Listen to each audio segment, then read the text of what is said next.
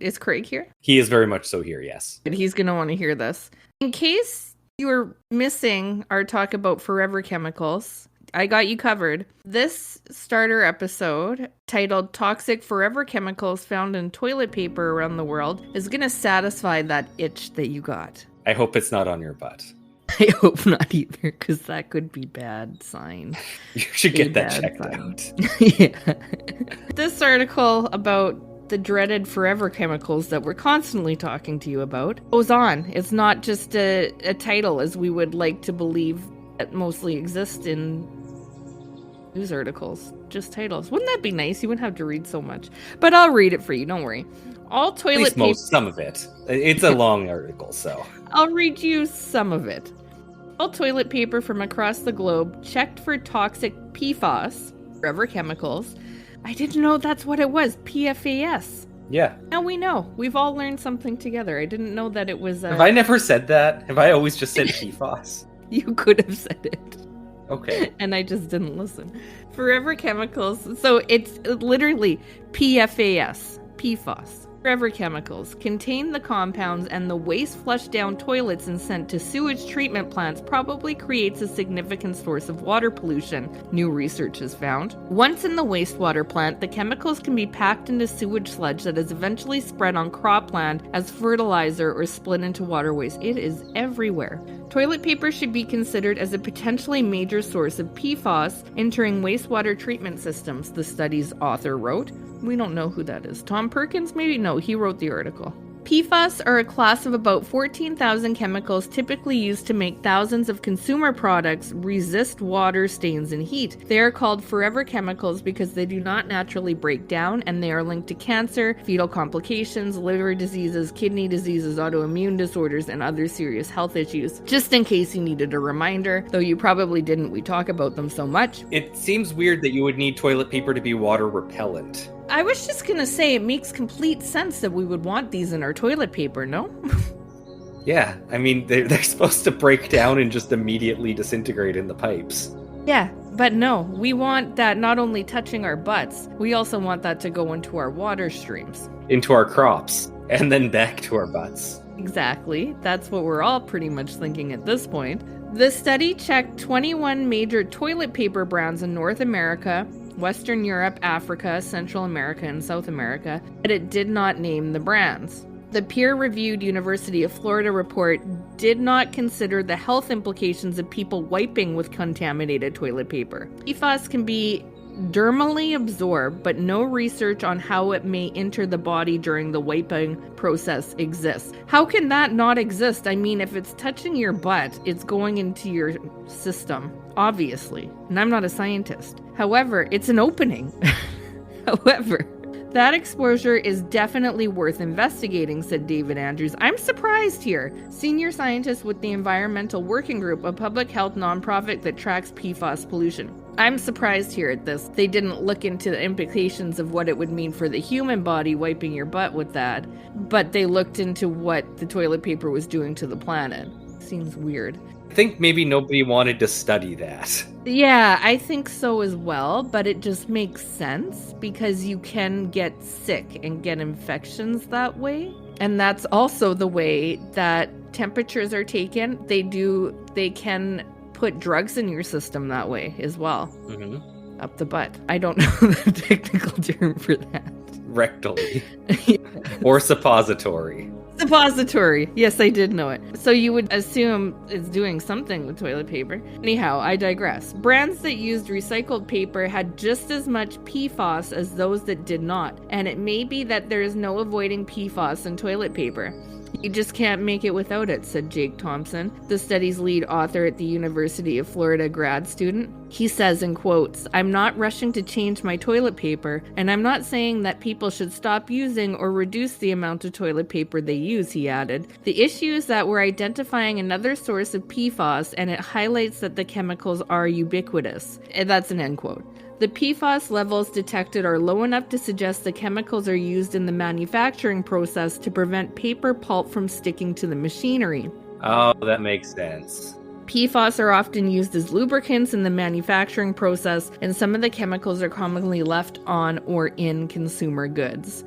Blah, blah, blah. They go on to say PFAS are not added to the toilet paper, and evidence seems to suggest otherwise, though it may be true that PFAS are not intentionally added. Companies might not be aware that it's used because it might come from the manufacturer of the instruments they're using. Anyhow, that's pretty much the article. I pretty much got through the whole thing. I'm just leaving out a few sentences. Worries me a lot that a scientist literally knows the problem that PFAS has on the planet, and he's like, yeah, but it's not going to change how much I use or what I use. Yeah, I'm just going to use more, to be honest with you, I believe is what he was getting at. Maybe they're onto something in Asia with the bidets. The squat toilets. Europe's the bidets. Asia's got the squat toilets. Asia uses bidets as well, I think. Okay. If you've ever seen 90 Day Fiancé, there is one where his whole family buttholes are so clean. But we don't know the implications of bidets and their making process. There's probably PFAS involved in that. There's probably PFAS in them. If I've learned anything from Journey to the Fringe, and this might be the return of the Fringe, that PFAS are in everything. That's what we're learning. Whatever. I think the point that the scientists are making are don't walk around with dirty butts. Just do something. Do something indeed. Yeah, I would agree. And with that, I think we've all learned a little something and we can get on with this episode. Yeah, let's do the episode. From the unexplained to the mundane, come join us on a journey to the fringe. Hello and welcome to Journey to the Fringe, now taking a short hiatus from recording episodes, but from your viewpoint as the listener, this will only be about a 6-day-long break. We are your sabbatically set hosts, Taylor and Chelsea, and here today we're talking about a fringe topic that I love, and Chelsea, you're going to love this too. I'm anticipating this. It is the 1897 Airship wave. Okay. That sounds enjoyable. I'm ready already. I didn't even have to prepare. We're not going to critically analyze it. What we're going to do is, for the most part, follow newspaper articles of sightings of rogue airships flying across the U.S. in the years 1896 to 1897. Oh, I was just going to say, that's not what's currently happening with us shooting down, the U.S. shooting down random they things could be. right They now. Disintegrated on impact. We haven't talked about that because that was way too not a fringe topic. I know. I had to only randomly bring it up, though. But I'm excited to hear about this. I've heard a lot about it. Yeah, and this is a different time in the world of aviation. The Wright brothers hadn't actually flown. The first official flight hasn't happened yet. That doesn't happen until 1903.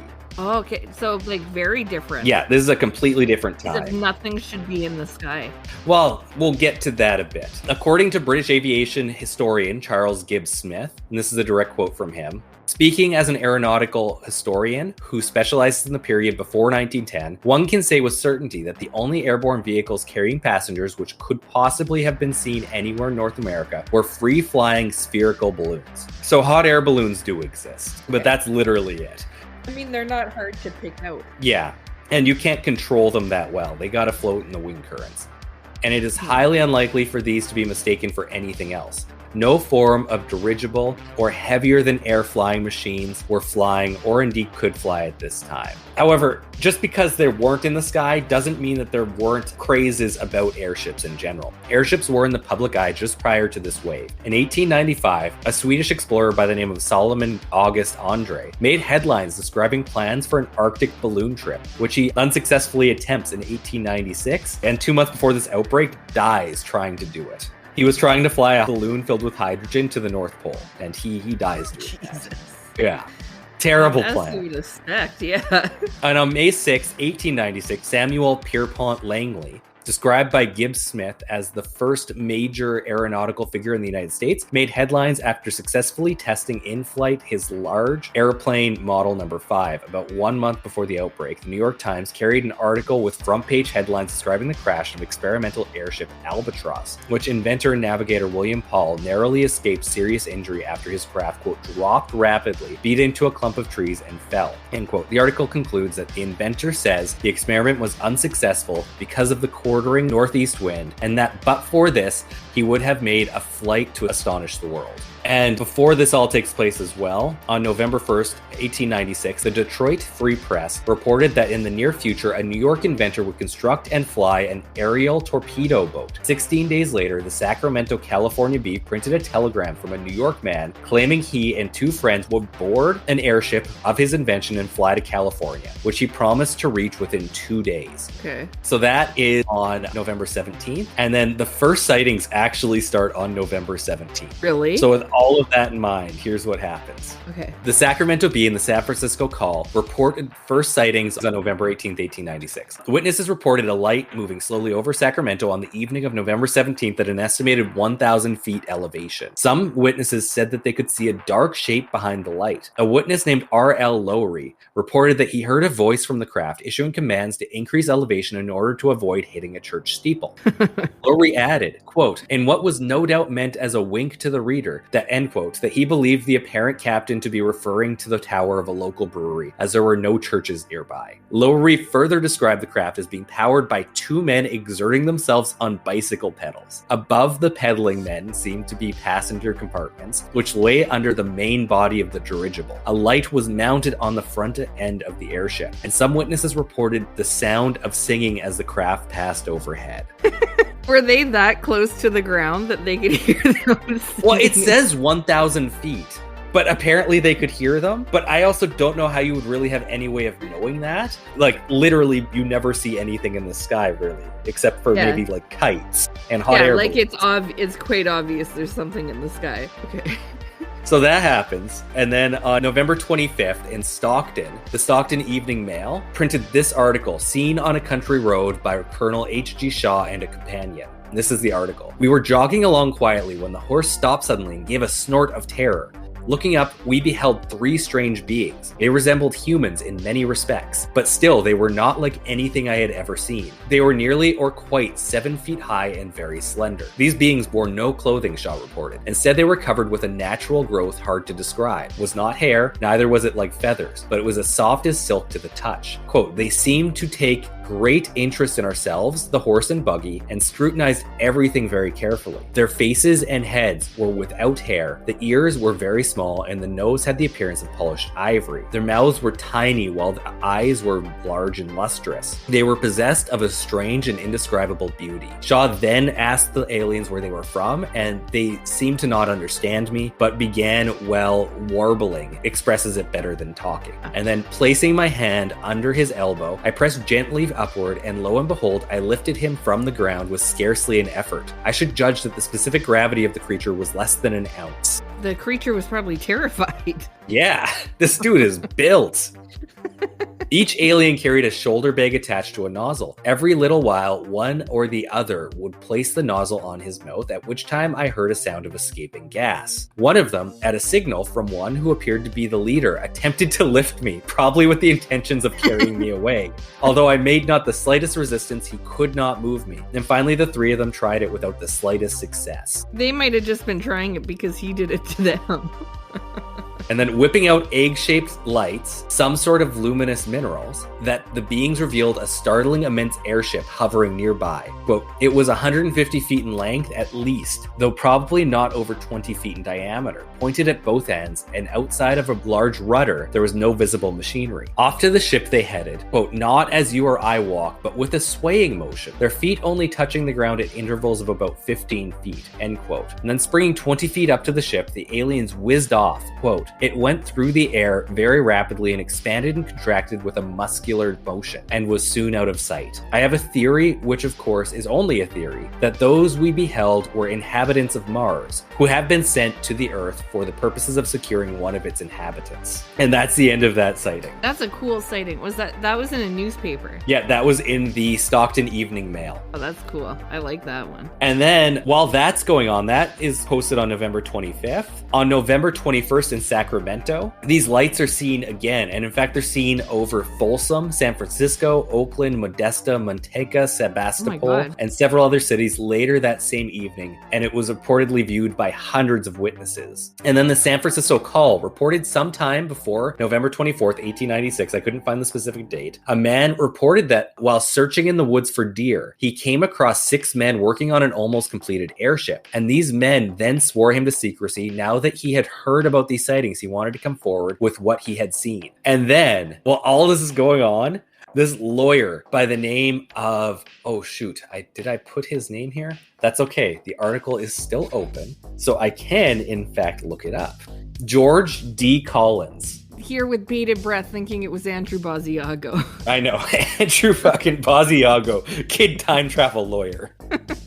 So George D. Collins, he's a lawyer in San Francisco. He comes forward and he says he represents a man that's causing these sightings. And this is printed everywhere. This is the Sioux City Journal, November 23rd, 1896. And this is the exact press release that he gave. It is perfectly true that there is at last a successful airship in existence and that California will have the honor of bringing it before the world. I have known of the affair for some time and am acting as attorney for the inventor. He is a very wealthy man who has been studying the subject of flying machines for 15 years and who came here 7 years ago from the state of Maine in order to be able to perfect his ideas away from the eyes of other inventors. During the last 5 years, he has spent at least $100,000 on his work, and he has not yet secured his patents, but his application is now in Washington, and I cannot say much about the machine he has perfected, because he is my client, and besides, he fears that the application will be stolen from the patent office as people come to know that his invention is practicable. I saw the machine last week at the inventor's invitation. It is made of metal, is about 150 feet long, and is built to carry 15 persons. There was no motive power as far as I could see, certainly no steam. It is built on the airplane system and has 2 canvas wings, 18 feet wide, and a rudder shaped like a bird's tail. The inventor climbed into the machine, and after he had been moving about the mechanisms a moment, I saw the thing begin to ascend from the earth, very gently. The wings flapped slowly as it rose, and then a little faster as it began to move against the wind. The reports from Sacramento the other night were true. It was my client's airship that the people saw. It started from Oroville in Butte County, flew 60 miles in a straight line directly over Sacramento. After running up and down once or twice over the capital, my friend came right on a distance of another 50 miles and landed at a spot on the Oakland side of the bay, where the machine now lies, guarded by 3 men. The inventor found during his trial trip that his ship had a wave-like motion that made him seasick. It is this defect that he is now remedying. And then the following comes out the next day, and this is from the Bismarck Daily Tribune, November 24th, 1896. The inventor of the mysterious ship, which has been puzzling local scientists and others for the past week, is believed to be one Dr. E.H. Benjamin, an alleged dentist who occupied rooms in the Ellis Street lodging house for the past 2 years. But so far, he has successfully evaded all attempts to discover his identity. His attorney, Collins, when seen and pressed to tell more about the machine and its inventor, said, quote, "This morning, the inventor came to my office in the Crocker building and told me that he tested the merits of the ship at last night's storm with great success, and he hovered over Seal Rock for fully 10 minutes and played his searchlights on the seals themselves. A dispatch was received from Sacramento to the effect that hundreds of people there had again seen the mysterious meteor in the heavens, but as yet no one has been able to see the object sufficiently well to state definitely what it is."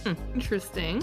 But then, while this is all going on, another article comes out. This is on November 29th, 1896, and this is from the Oregonian. I have to assume, just because of how news would spread at the time, that it would be like common throughout the US, these articles coming up. These are just ones I was able to find. So it's not just it's only showing up in Oregon and then it's only showing up in Bismarck. Yeah. These would be all printed everywhere in my mind, but cannot confirm that because I do not have access to what I kind of newspaper assume. records. So Yeah.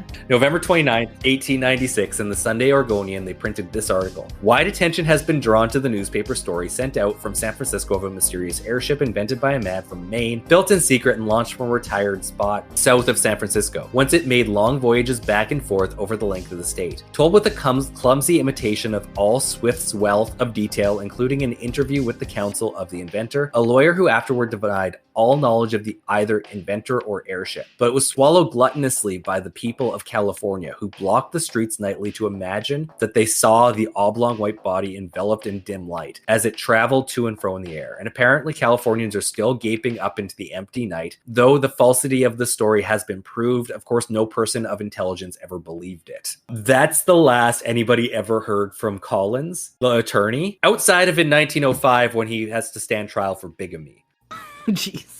That was a whole other Okay. this thing I started going down at that point, which was really weird. Do we have any other insight on? Well, there is one other insight here. In 1886, an inventor by the name of Moses Cole patented a new and improved aerial vessel, and it consists of 2 semi-spheroidal balloons. And according to Scientific America at the time, quote, between which are situated the cabins of the passengers and crews, those being fitted with windows surrounded by a circular balcony. This is at least kind of one explanation as to where these guys got the idea for the balloon, and the patent thing is from a previous patent that had been filed with the patent office. But yeah, the inventor never shows up, and this is really the end of the first wave of the airships. That's weird. Okay. But it's not the end of airships in general. They come back around the start of February 1897. The Omaha Bee reports an airship sighting over Hastings, Nebraska that happened the previous day. And then an article in the Albion Weekly News reported that 2 witnesses saw an airship crash just inches from where they were standing. And the airship suddenly disappeared with a man standing where the vessel had been. The airship pilot showed the men a small device that supposedly enabled him to shrink the airship small enough to store in the vessel in his pocket. An rival newspaper, the Wilsonville Review, playfully claimed that its own editor was an additional witness to the incident and that they heard the pilot was saying "waver et roth eberkibus." The phrase he allegedly heard is just backwards for subscribe for the review. What? But I don't have an actual date on that one. I just kind of think it fit in here. So February,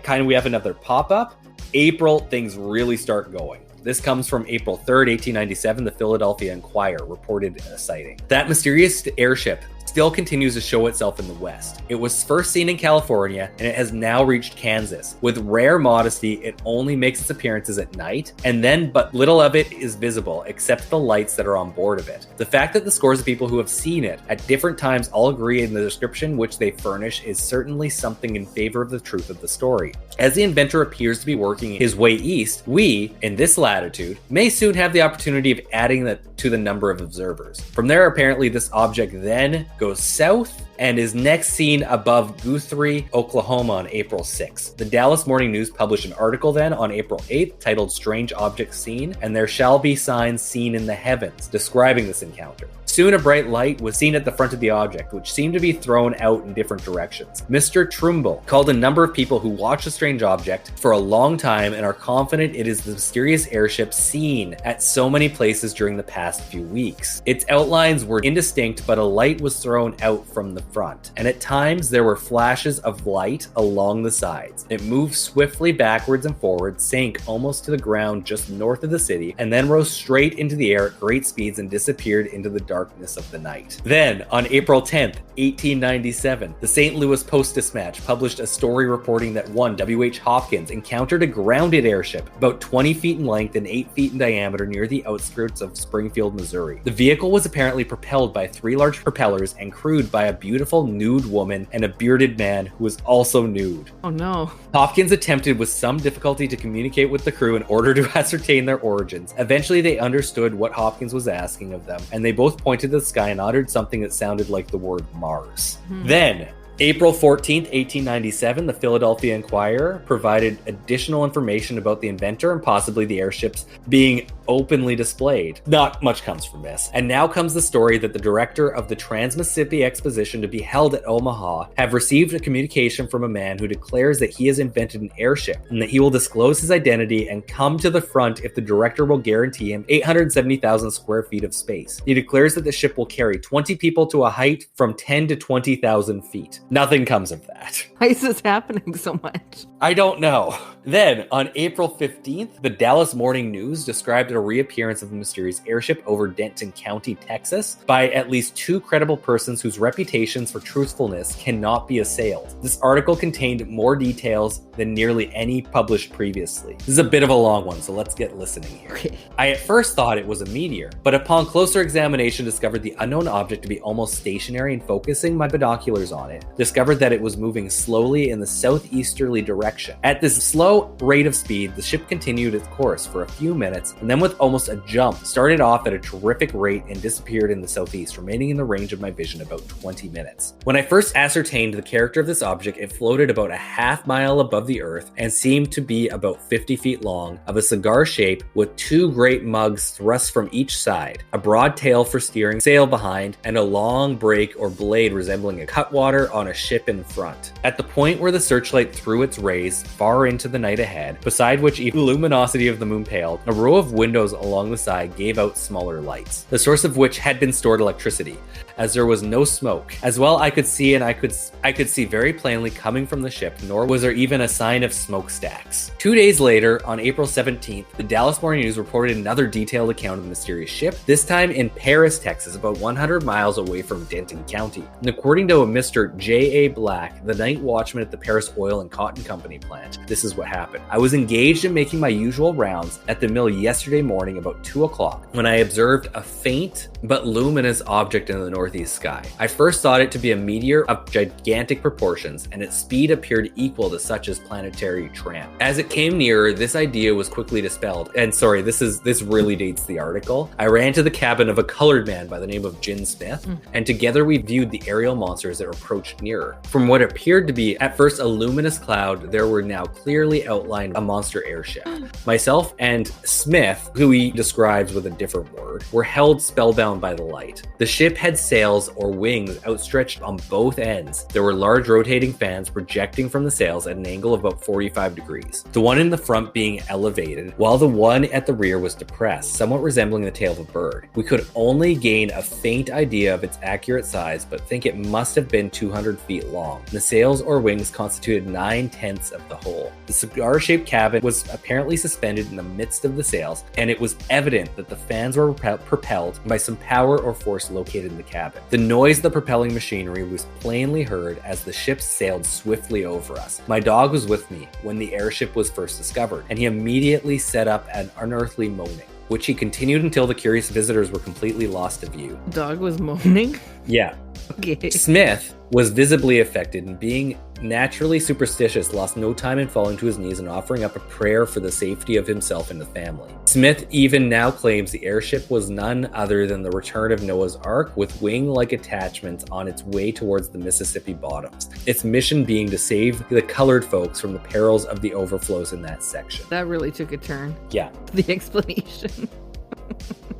And then, while this is all going on, it's kind of in between those two sightings. April 16th, 1897, a story published by the Table Rock Argus claimed that a group of anonymous but reliable witnesses had seen an airship sailing overhead. The craft had many passengers, and the witnesses claimed that among these passengers was a woman tied to a chair, a woman attending her, and a man with a pistol guarding the apparent prisoner. Before the witnesses thought to contact authorities, the airship was already gone. And then this gets even more bizarre. On April 19th, 1897, again in the Dallas Morning News, they had just a run of each day they had a new sighting that they go through. This one's called A Judge Sees It. Judge Love said the following. A judge. It was capable of flying 250 miles an hour, and he met 5 peculiar dressed men in it. They actually were out. This is what they told him about the people that have been flying the airships around. We live in the regions of the North Pole. Contrary to the general belief, there's a large body of land beyond the polar seas containing about 200 square miles of territory. The first time this land was visited by humans, so far as we know, was when the 10 tribes of Israel found their way there after the captivity and dispersion of the Jews. According to tradition, they were attempting to cross Bering Strait and were carried by a floating iceberg and landed on the shores of the North Pole land. The climate there, while at times cold, was prevented from being uninhabitable by the influence of the Gulf Stream, which after flowing for hundreds of miles, many fathoms under the surface of the sea in that region, came to the surface and flows entirely around the continent of the North Pole land. You wonder how I speak English? Well, the polar expedition of Sir Hugh Willoughby in 1553, who with his crew were supposed to have been lost, as a matter of fact succeeded in reaching the North Pole land. The ship had been so wrecked and broken up by voyage that Sir Willoughby and his crew were unwilling to risk a return trip. Therefore, they remained at the North Pole land, and in the early part of 1846, Sir John Franklin's crew reached North Pole land. Sir John having died near what is now called Lady Franklin Bay, Sir John's crew remained, as to return was impossible, and the ship being crushed between two icebergs 100 miles from the North Pole land, to which they went in boats. In addition to the foregoing, various parties in the United States and Europe from time to time reached this land in a helpless condition. Well, we have a splendid country now. You know how buildings are heated by steam? Well, we have pipes through which steam is conveyed all over the inhabitable parts of our country, and the soil is kept at such a temperature that we can produce all the fruits of the temperate zone and some of the fruits of the tropics. The country is lighted by electricity during the 6 months of night. We have no timber and no coal. Water, as you know, is composed of 2 parts hydrogen and 1 part oxygen. The oxygen burns very rapidly, giving out great heat. Now, by means of a chemical process, we take an iceberg, separate the hydrogen from the oxygen, and use the latter for fuel and lights. For lack of timber, we cannot build ships or trains. Therefore, we were led to the invention of the airship. And that's the end of that one. Okay.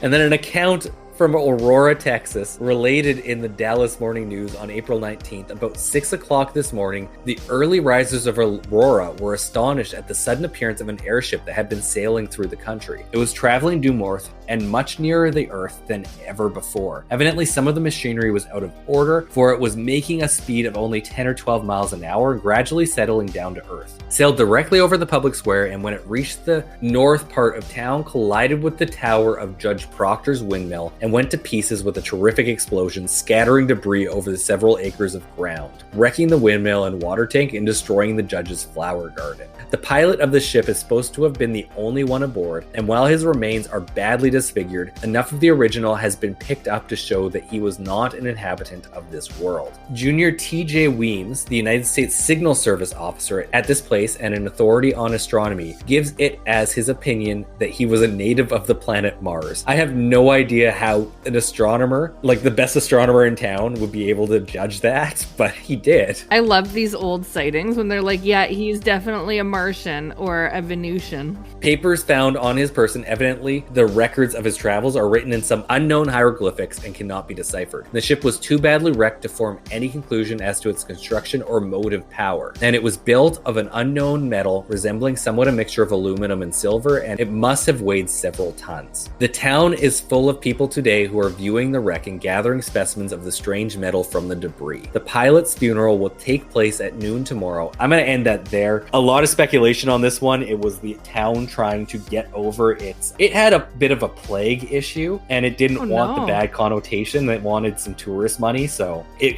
a lot of people believe they made this one up. Okay. But that's still that story. Okay. Then there's an account by Alexander Hamilton, not the Alexander Hamilton from American history, another one who lives in Leroy, Kansas. Okay. Yeah. The guy who Hamilton is based on, the play. Different guy. Okay. This one lives in Leroy, Kansas. So apparently on April 18th, 1897, this occurred, and it's published in the Yates Center Farmer's Advocate of April 23. Hamilton, his son, and a tenant witnessed an airship hovering over his cattle pen, and upon closer examination, the witness realized that a red cable from the airship had lassoed a heifer, but had also become entangled in the pen's fence. After trying unsuccessfully to free the heifer, Hamilton cut loose a portion of the fence, then stood in amazement to see the ship, cow, and all rise slowly and sail off. Some also call this like the first story of cattle mutilation. They just left with the cow. Oh, sorry. Later on, apparently it's found. Okay. I both like and don't like the story. So that's what he says. Huh. When people have looked into this, I kid you not, Alexander Hamilton is a member of the local Liars Club. Yeah.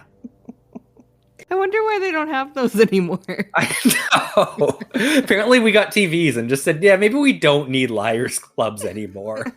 I just don't have the spare time for it anymore. Wow. Okay. Okay, and this one I couldn't put particularly down, but it's somewhere in April 1897. John Halley and Adolph Wenck of Springfield, Illinois, reported a flying craft of a similar type whose pilot told them that it was a new invention flown at night to attract less attention. The pilot stated he had left Quincy, 100 miles to the west, only 30 minutes earlier, an impossibility for any aerial object of the time. Similar objects were reported in Indiana, where a crew were making on-the-spot repairs, and the pilot was tracked down by the press in Martinville, where he had made the statement that he had an airship in Brown County undergoing repairs and 3 machines flying in central states in the US. And also in April of 1897, for more than 30 minutes, a huge airship was witnessed by jurors, judges, and lawyers who had gathered outside of the courthouse in Harrison, Nebraska, and it had a bright white light and colored lights around it. It was oval-shaped with a box-like structure hanging from it and a propeller at the stern. And this one that should have came earlier, on April 11th, 1897, at around 8 p.m. in Milwaukee, witnesses all over Milwaukee saw something strange in the sky. A mysterious object passed over the city that night. They called it an airship because the term flying saucer and UFO wouldn't be coined for another 50 years.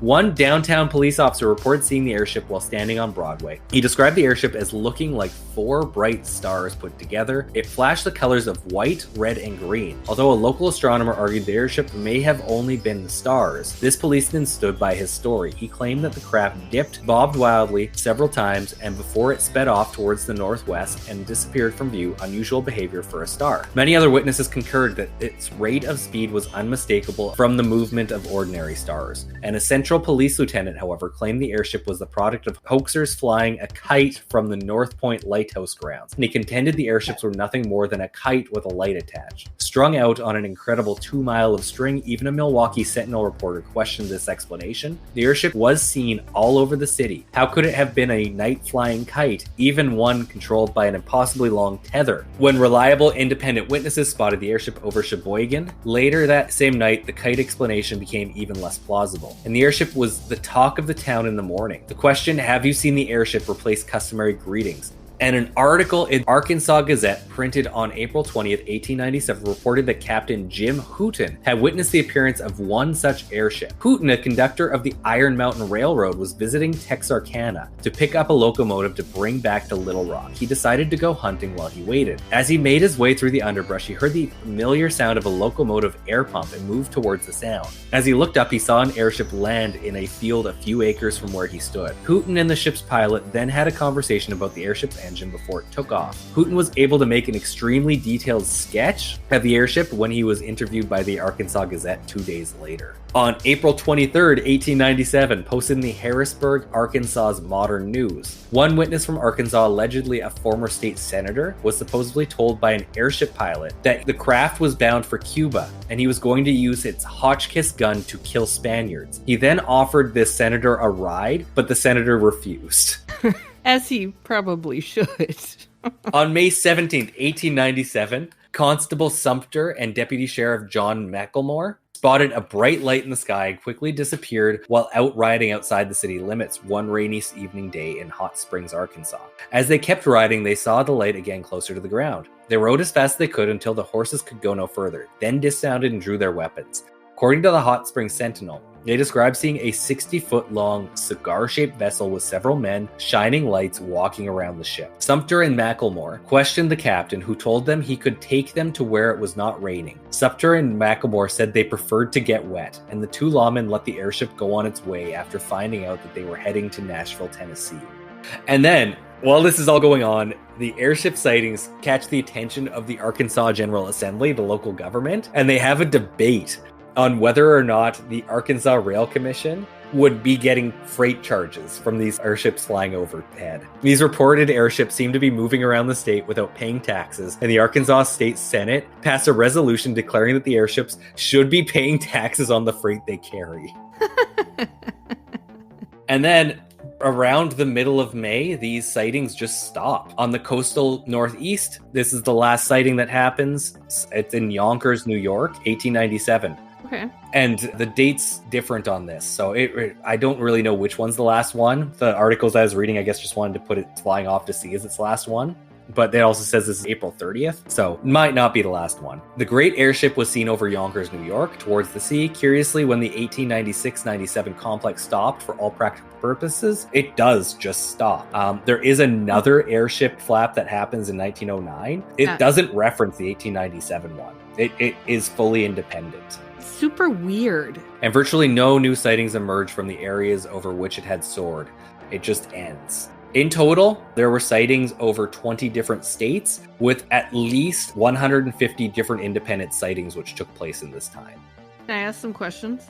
Yes, that's the end of my story. Were there ever any daytime sightings? For the most part, they were all nighttime. I can't confirm all of them, though, because some of the articles just say, like, what happened. They don't say it was night. Like, the guy who was hunting and came across that ship in the forest, I assume that would be daytime, because I don't see people hunting in the middle of the night for deer. But it didn't say whether or not. True. Now, some of the sightings are, like, super cool sightings. Other ones, like... And people saying that this is like aircraft they were working on. Like, why? You wouldn't be just exclusively testing aircrafts at night. Well, you might be, because there would be a bit of like inventors worrying that people are stealing their invention or seeing their invention and then being the first to invent an aircraft. So that does seem somewhat plausible. It could seem plausible, but then you think about it, and if it's like the first time people are out trying to invent aircraft, like something you're flying in, is that the ideal testing situation to be going up at night? No, but we don't do everything for ideal purposes. That's true. That's true. Some things are just for... Yeah. There's a lot of idiots out there. Yeah. Plus, they probably got day jobs too, so they got to work on their airships at night. So that got me to thinking, like, what's going on if a lot of it is fueled by people. Like, some of them are cool. Some of them are obviously might be something else other than this. But I was like, what might be fueling it? And I was like, when did World of the Worlds happen? No, that one, the radio one, didn't come out till 1937. So that's a ways off. No, but the book, I believe, would have come out around that time. It did. Now, it didn't actually get printed until 1898, so this is still after this. It was being written actually during this time. Yeah, and in fact, you gotta wonder if that had a little bit of inspiration drawn from this. That's what I was thinking as well, after I realized it wouldn't have came out to create people being like, oh, what's that light in the sky now? Seems more like it might have been some inspiration. Yeah. But also, airships were just kind of part of the popular culture at the time with the science fiction. Okay. Which might also just be drawing what people are seeing. If they're seeing something in the sky they don't know, they're just identifying it as something that they might be able to.